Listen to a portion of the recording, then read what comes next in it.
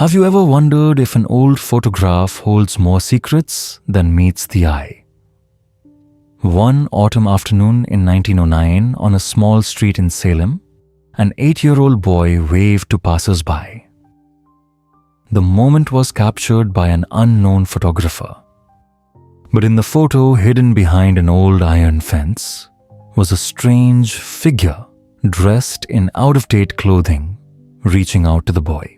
Decades later, when the photo was restored with modern technology, every seemingly harmless detail suddenly came to life: the eyes, the smile, the gestures, and other inexplicable anomalies.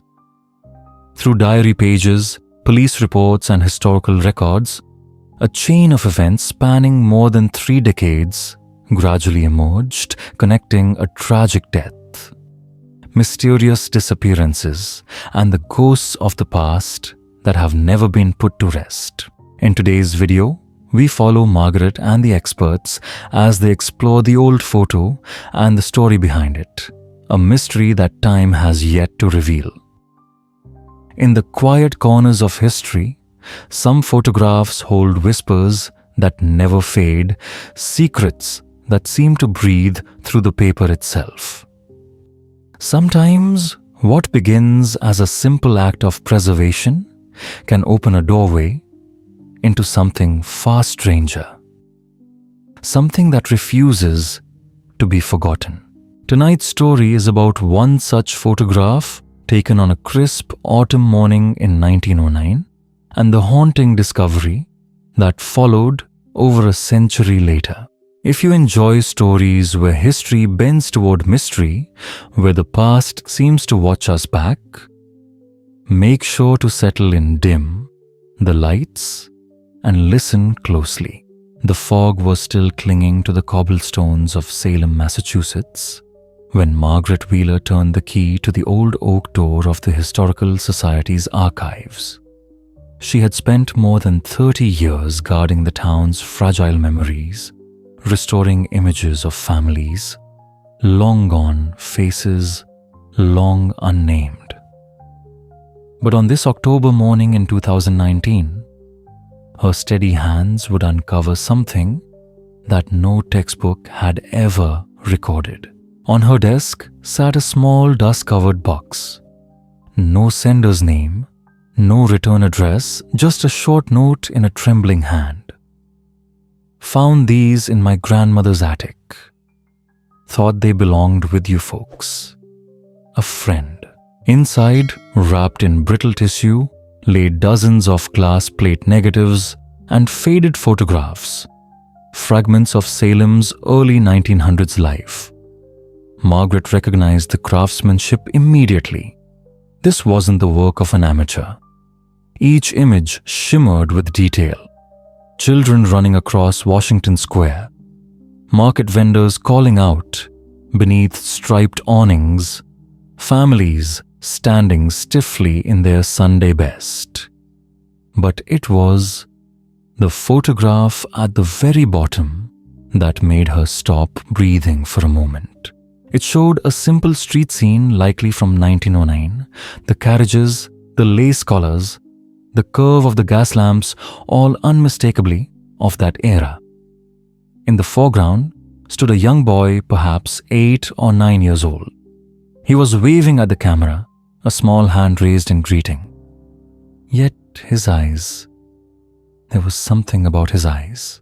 They held a sadness too deep, too knowing for a child. Margaret leaned closer. The edges of the photograph were water-stained, eaten away by time. If it was to survive, it would need careful restoration, the kind of delicate touch only one man could provide. That afternoon, Margaret reached for her phone and called Dr. James Chen, Boston's leading photographic restoration specialist and an old friend of the Salem archives. Years ago, he had saved an entire collection of Civil War daguerreotypes that everyone thought was beyond recovery. His work was nothing short of resurrection. Margaret. His familiar voice warmed through the line.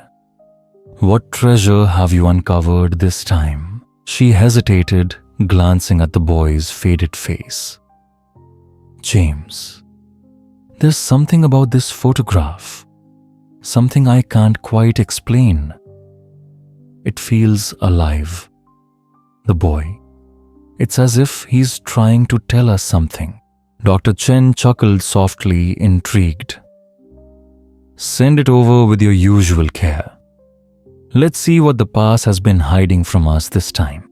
3 days later, in the heart of Boston's historic Back Bay, the package arrived. Wrapped with Margaret's characteristic precision, the fragile image began its next chapter in the quiet hum of Dr. Chen's laboratory, where forgotten memories waited patiently to be revealed once more. But neither of them, not Margaret nor Dr. Chen, could have imagined what that single restoration would bring to light. Dr. James Chen's laboratory occupied the top floor of a 19th century brownstone, a place where history itself seemed to linger in the walls. Afternoon light poured through tall arched windows, spilling softly across his workbench. The room was a quiet symphony of contrast. Antique magnifying glasses and trays of chemical baths sharing space with sleek, high-resolution scanners and glowing computer monitors. It was here between the old and the new that forgotten images found their second life. Dr. Chen adjusted his magnifying lens and began his examination of the mysterious Salem photograph. Every water stain, every tear in the fragile paper, every fading shadow, he recorded them all in careful notes. The damage was severe but not hopeless. He had seen worse. The photograph, though wounded by time, still had a pulse. Yet, like Margaret, he couldn't look away from the boy. Even through the veil of decay, the child's face drew him in. There was a strange duality to it, a smile that didn't quite reach the eyes, a wave that seemed uncertain. The restoration began in silence. Using soft brushes and delicate solvents, Dr. Chen lifted away a century's worth of dust and grime. He pressed the photograph between archival sheets, flattening the warped edges. When the paper finally lay still, he switched to the digital stage, a process he called listening to the ghosts in the image.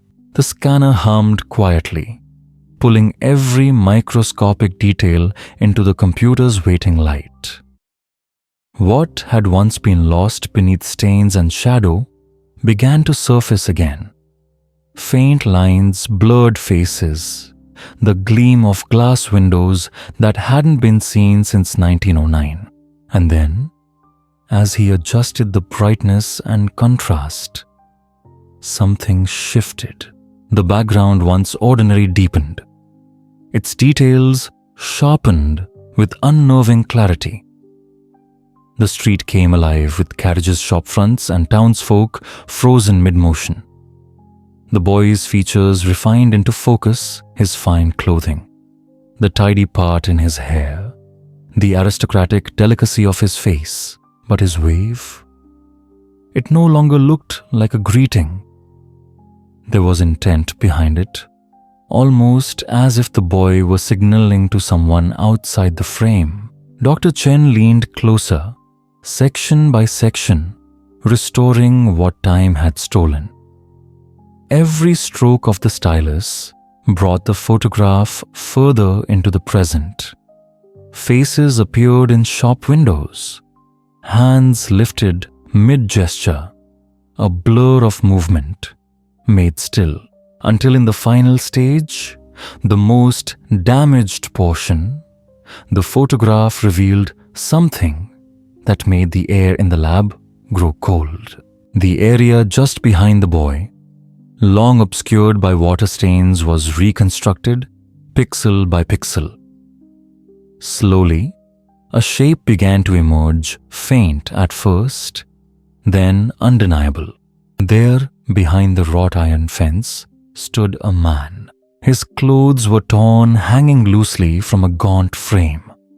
His eyes were hollow, his face pale and sharp, and his arm was reaching toward the boy, fingers outstretched, frozen in an almost pleading motion. Dr. Chen sat back, heart pounding. It wasn't an illusion. It wasn't a shadow. It was a man, real, tangible, impossibly close to the child. And then came the part that unsettled him most. The light. The rest of the image caught the morning sun evenly. Every face, every stone except this man. His figure absorbed the light instead of reflecting it.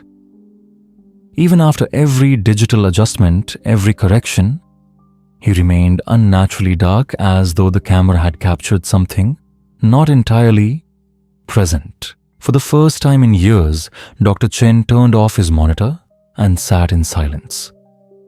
The boy's faint smile lingered on the screen's afterglow, and behind him, the reaching figure seemed to wait, hands suspended for several inches from a touch that might never have happened. The man's clothing was the first thing that unsettled Dr. Chen. Torn and dirty, yes, but wrong, out of place. While the boy and everyone else in the scene wore the fashion of 1909, this figure seemed older somehow. His jacket high-collared, his trousers narrow, his shoes scuffed and dated. Dr. Chen tilted his head, recognizing the cut of the garments, 1870s, perhaps 1880s. A difference of 30 years captured in the same frame. He rubbed at his temple, uncertain whether to believe his own eyes. Finally, he picked up the phone. "Margaret," he said softly, "I need you to sit down." His voice, usually calm and measured, carried an edge of unease. "I've finished the restoration," he continued. "It's remarkable. But there's something in this image I think you need to see for yourself." On the other end of the line, Margaret's voice wavered. "James, what is it? What did you find?" Dr. Chen hesitated. "A figure, a man standing behind the boy. He's reaching toward him. And Margaret, his clothing doesn't match the period. It's like he's from another time entirely." A chill traced the back of Margaret's neck. "Are you certain it isn't just an artifact?" "Sometimes the process creates illusions." "I've checked and rechecked," he replied. "This man was in the original photograph. The damage only hid him. Whatever was captured that morning in 1909, it's genuine." That night, after hours of hesitation, Dr. Chen uploaded the completed restoration to a secure server and sent Margaret the credentials. For all his experience, decades spent breathing life into faded glass plates and ghostly negatives, he found himself reluctant to look at this one again. Something about the reaching man felt wrong, like a presence that did not belong in any archive. Margaret sat alone in her dimly lit study, the only sound the slow hum of her computer. Her fingers trembled slightly as she entered the password. When the image appeared, she drew a sharp breath. The restoration was breathtaking, every shadow crisp, every detail alive again. The cobblestones gleamed faintly in the morning light. The boy's wave, the curve of his lips, the sunlight caught in his hair. And then, the figure. Behind the wrought iron fence, the man stood half hidden, gaunt and hollow-eyed, his hand forever reaching. His mouth was open, frozen, mid-call. His gaze wasn't fixed on the camera, nor on the bustling street.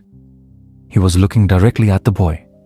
And in that expression, in that haunted, desperate stare, there was something like recognition. Margaret couldn't look away. She zoomed in pixel by pixel, her pulse rising. There was intent in the man's posture, purpose, as though the moment had been meant to happen, as though he needed the boy to see him. Hours passed unnoticed.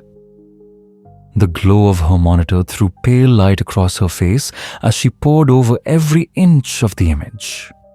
The more she looked, the less she could dismiss it as coincidence. The man didn't belong to this photograph, yet he was undeniably part of it. By dawn, she was already reaching for her next move, the archives.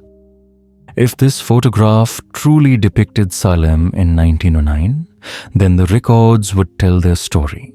She began with the old missing person reports, combing through brittle pages and microfilm reels. The Salem Evening News, the local, registers the neighborhood police blotters, and then a headline that made her heart lurch. Salem Gazette, November 15, 1909. Young Timothy Whitmore still missing after 2 weeks. The article described the disappearance of 8-year-old Timothy Whitmore, son of a well-known Salem merchant. Last seen playing near the iron fence on Federal Street, wearing his Sunday clothes, waving to passers-by. Margaret froze. The description matched perfectly. The boy's clothes, his posture, even the faint tilt of his head. A sketch of Timothy accompanied the piece, a simple pencil drawing from his parents' account.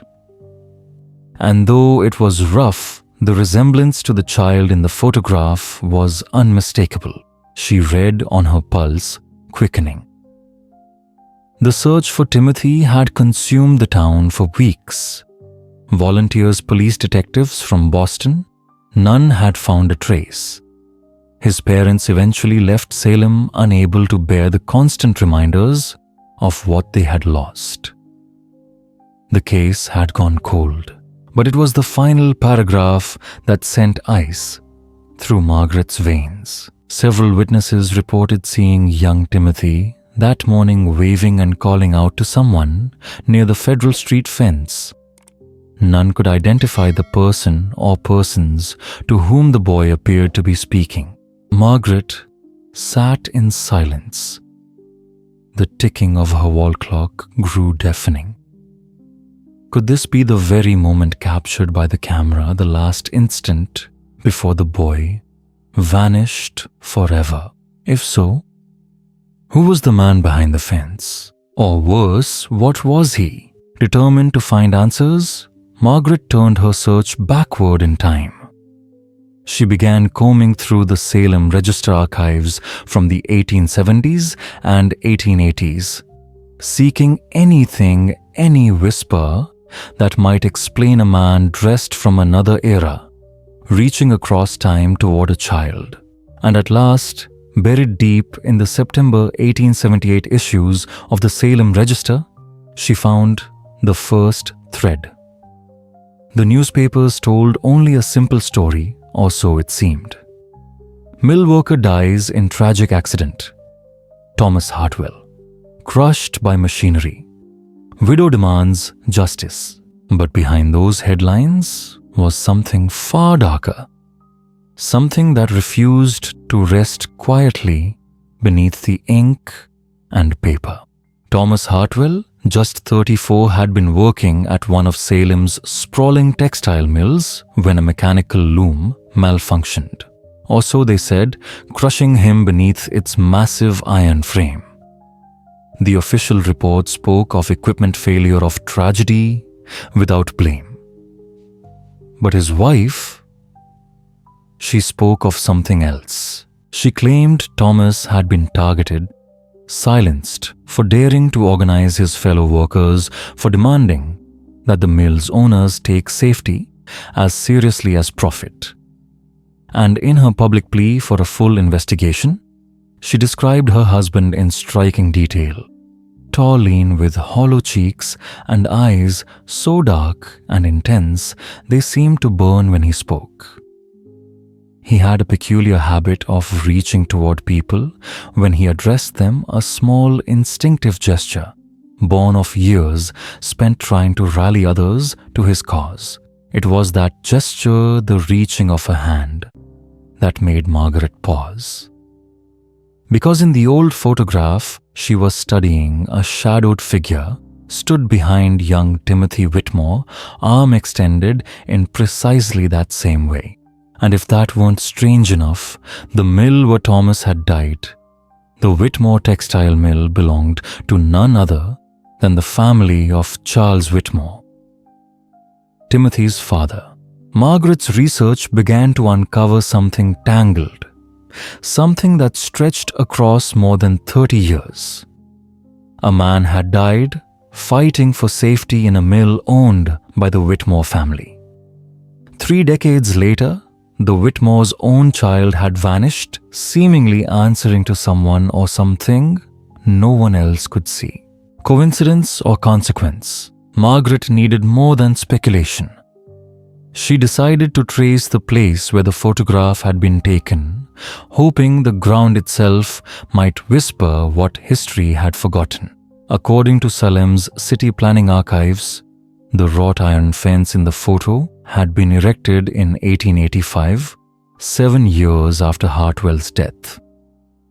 Commissioned by Charles Whitmore himself, the fence was part of a beautification project for Federal Street, an area lined with his business holdings. But before that, the land had held something else, a modest boarding house for mill workers and their families. It had been torn down in 1884, replaced by Whitmore's elegant improvements. And the records were clear. Thomas and his wife had lived in that very boarding house during their short marriage. Margaret felt the air grow heavier around her notes. The pattern was unmistakable now. A man who had died beneath the weight of industry, and a boy who would vanish decades later at the very spot where that man once lived. She phoned Dr. Chen. "James," she said softly, "I've found something. Connections that go back more than 30 years. This photograph, it might have captured more than we ever imagined." Dr. Chen listened in silence. A man of science. He resisted superstition, yet even he could not deny what the restoration had revealed, a figure that should not exist, frozen in the light of a moment that belonged to another century. "Margaret," he murmured after a pause, "I've been thinking about this case every day since we spoke. I've examined that photograph dozens of times, and no matter how closely I look," he trailed off, "I can't explain what we're seeing." Dr. Chen leaned back from his microscope, his voice calm but uneasy. The film grain, the lighting, the focus.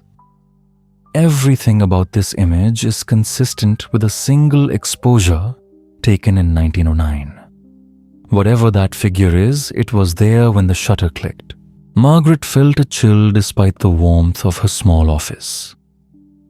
"So, you don't think it's a double exposure or some kind of photographic glitch?" He shook his head. "I've considered every possibility," he said quietly. "Double exposures leave clear signs. I found none. And digital alteration impossible. This is an authentic period photograph. Whatever we're seeing was truly there." There was a long silence. The old clock on her wall ticked softly, its sound suddenly much too loud. Then Margaret exhaled and said something that would haunt her for the rest of her life. "James, I think we need to make this public." She hesitated before continuing, her voice trembling slightly.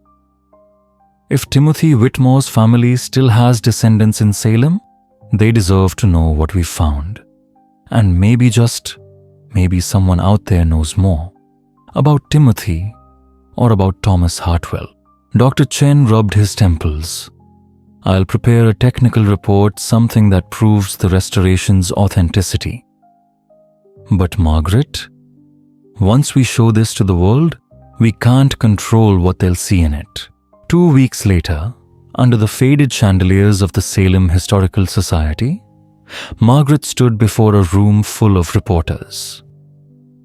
The restored photograph was unveiled to the public for the first time. The reaction was immediate. Newspapers seized the story. Headlines screamed of a century-old mystery rekindled. Within days, national media were asking the same question. Had two tragedies separated by 3 decades been connected all along? The attention brought new voices, new fragments of memory that had slept for generations. One came from an elderly woman named Mrs. Eleanor Hartwell Jameson, the great niece of Thomas Hartwell's widow. She contacted Margaret with trembling excitement. "My great-aunt never stopped believing Thomas was murdered," she said during their meeting at the Historical Society. She kept everything: his papers, her letters to the lawyers, even her notes from those awful weeks. She was convinced the Whitmore family silenced him for trying to protect the workers. The letters she brought were yellowed, their ink faded but still legible. They told of a man obsessed with improving safety at the mill, documenting every faulty gear, every unguarded machine. 3 days before his death, he had been scheduled to present his findings to a state labor commission. Then came the most haunting piece of all. A letter dated October 1878, just 1 month after Thomas's death. In it, Mrs. Hartwell wrote of recurring dreams, where Thomas appeared reaching toward her, whispering the same words again and again. The boy. I must warn the boy. Mrs. Jameson also brought a formal portrait of Thomas, taken just months before his death. When Margaret saw it, she froze. The hollow cheeks, the dark burning eyes, and that same gesture, the hand reaching outward. It was him, the same figure standing behind young Timothy in the 1909 photograph. My great-aunt used to say, "Thomas couldn't rest," Mrs. Jameson whispered. Not while the Whitmore family profited from the place that killed him. She believed he was trying to warn someone, but she never understood what he meant about the boy.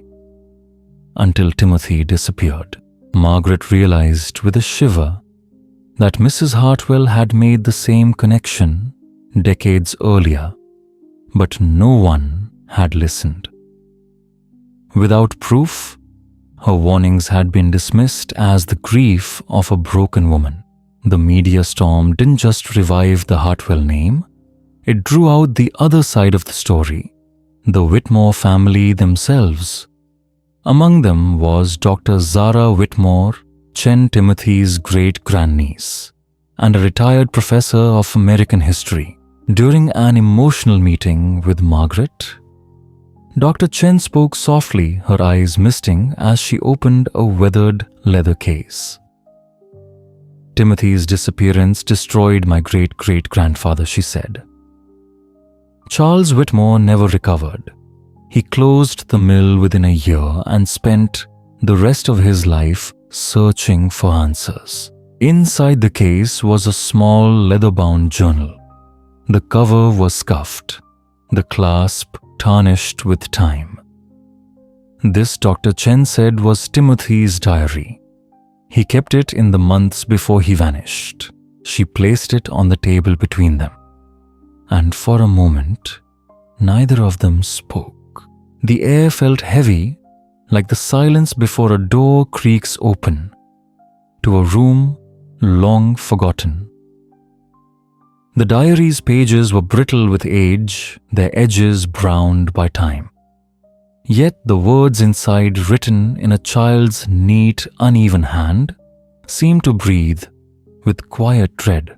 Timothy had filled its pages with fragments of dreams, shadows of fear he couldn't quite name. Each entry grew darker as the days crept closer to his disappearance. One passage, dated just 5 days before he vanished, made Margaret's breath catch. "The man came again last night. He stands by my window and reaches for me, but he can't come inside. He keeps saying something about danger, but I can't understand the words. Mother says it's only dreams, but he looks so real, so sad, like he wants to help me, but can't." Margaret's hands trembled as she turned the page. The next entry was dated only 1 day before the boy's disappearance. "I saw the man again today. This time he was outside in daylight. He was standing by the fence on Federal Street. When he saw me, he waved. I think he wants me to come to him tomorrow. Maybe then he'll stop visiting my dreams."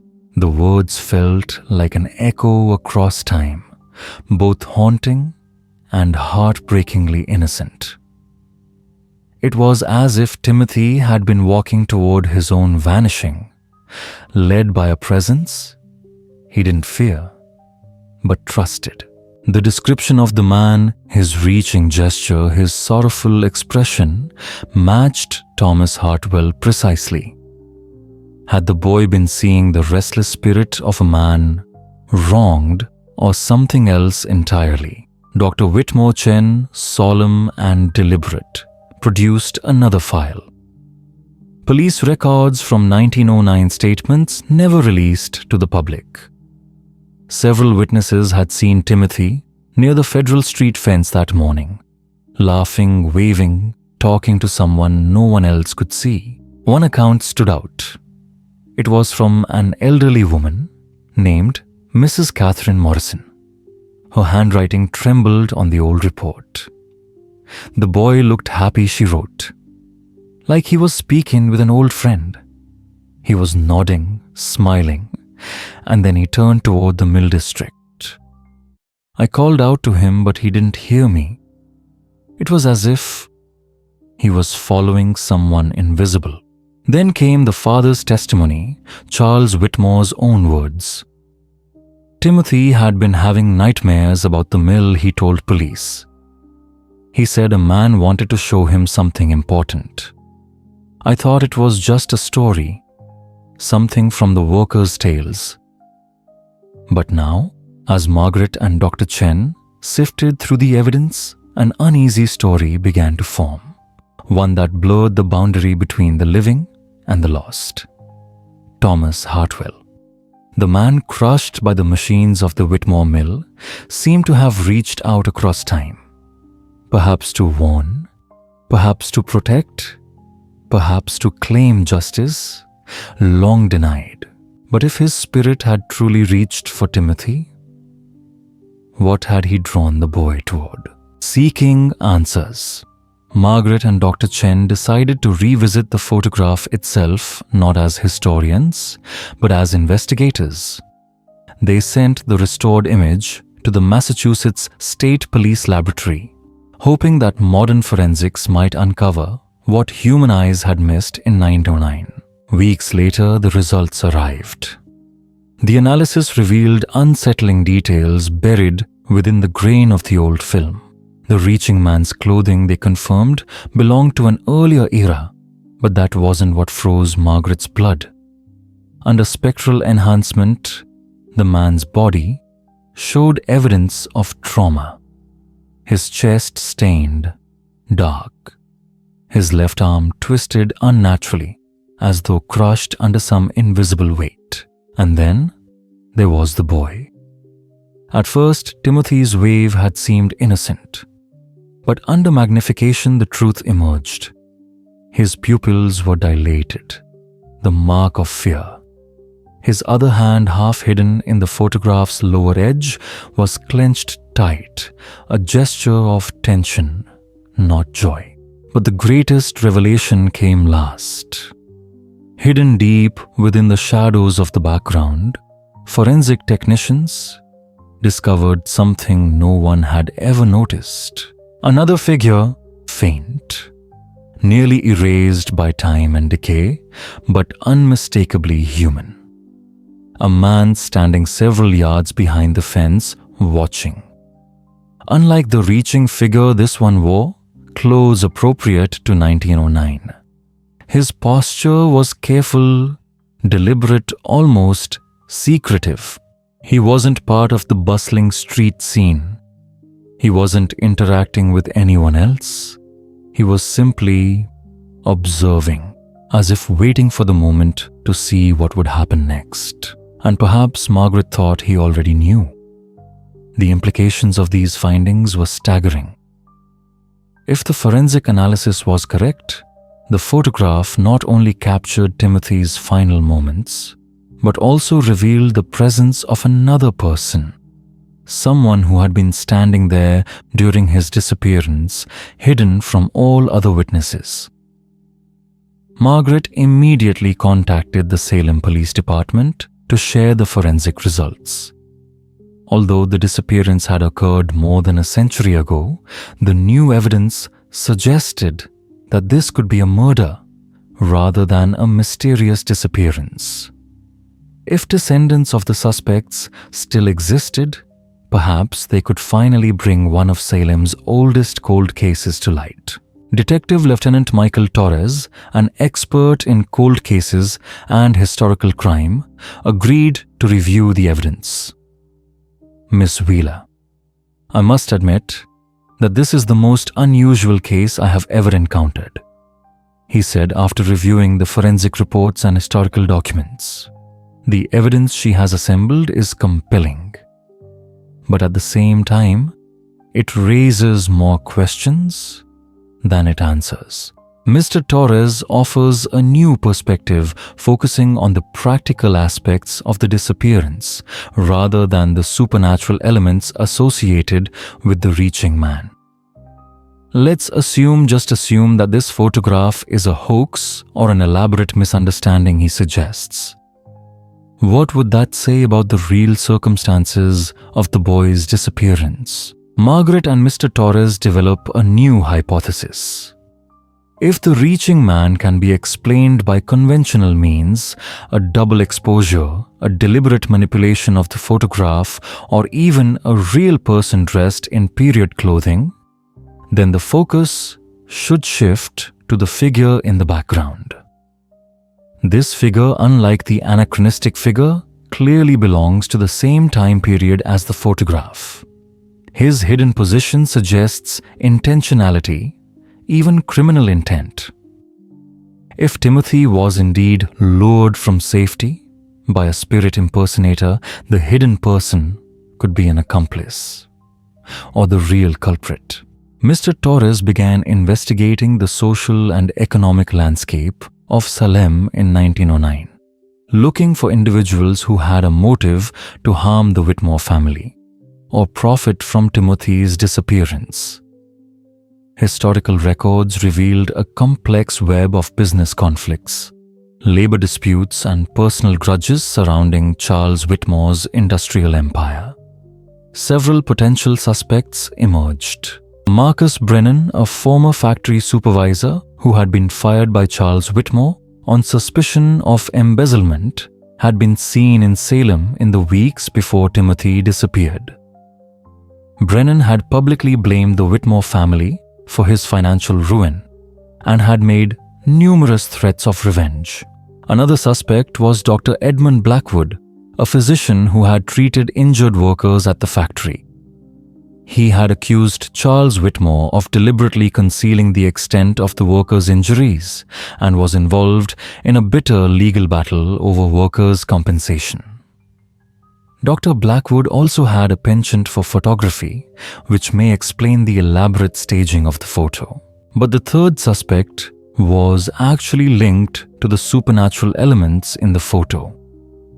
Professor Harold Grimby, a lecturer in psychology and paranormal phenomena at a local university, had been conducting experiments in what he called psychic photography, attempting to capture supernatural phenomena on film using a variety of manipulative techniques. Grimby had approached Charles Whitmore a few months before the disappearance offering to investigate the strange phenomena at the old mill site. When Whitmore refused, Grimby became obsessed with proving the existence of supernatural forces connected to the mill's tragic history. Mr. Torres discovered that Grimby had been in Salem on the day Timothy disappeared, conducting what he called a psychic investigation in the Federal Street area. Personal notes kept at the university contain details about Thomas Hartwell's death and the theory that the spirit of the worker might try to communicate with the living. Drawings and photographs in Grimby's notes also bore a striking resemblance to the restored 1909 photograph. "I think we have an answer," Mr. Torres told Margaret as they reviewed Grimby's files. This professor had the means, the motive, and the opportunity to stage the whole thing. He could have used his photographic skills to create supernatural elements in the photo, then lured Timothy away when he was distracted by what he believed to be a spirit. The theory was compelling, but it raised a new question. What happened to Timothy? Did Grimby kill him immediately, or was he held captive for some time? Margaret and Mr. Torres decided to research the associates and real estate Grimby owned in 1909, hoping to find clues as to where the boy might have been taken. They discovered that he kept a private laboratory in a farmhouse about 10 miles outside Salem, where he conducted photographic experiments and psychic research. Current records show that the house still exists, though it has changed hands several times since. The implications of these findings were staggering. If the forensic analysis was correct, the photograph not only captured Timothy's final moments, but also revealed the presence of another person, someone who had been standing there during his disappearance, hidden from all other witnesses. Margaret immediately contacted the Salem Police Department to share the forensic results. Although the disappearance had occurred more than a century ago, the new evidence suggested that this could be a murder rather than a mysterious disappearance. If descendants of the suspects still existed, perhaps they could finally bring one of Salem's oldest cold cases to light. Detective Lieutenant Michael Torres, an expert in cold cases and historical crime, agreed to review the evidence. "Ms. Wheeler, I must admit that this is the most unusual case I have ever encountered," he said, after reviewing the forensic reports and historical documents. "The evidence she has assembled is compelling, but at the same time it raises more questions than it answers." Mr. Torres offers a new perspective, focusing on the practical aspects of the disappearance, rather than the supernatural elements associated with the reaching man.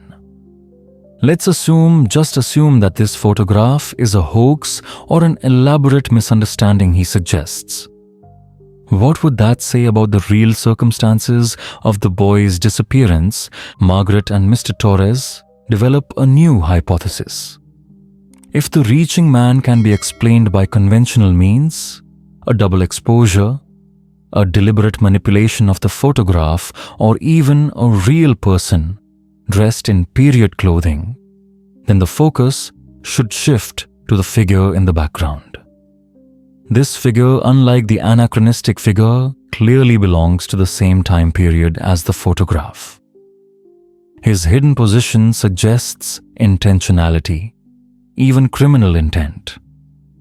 If Timothy was indeed lured from safety by a spirit impersonator, the hidden person could be an accomplice or the real culprit.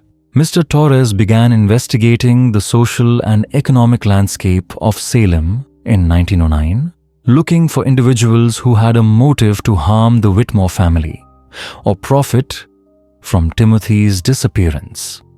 Historical records revealed a complex web of business conflicts, labor disputes, and personal grudges surrounding Charles Whitmore's industrial empire.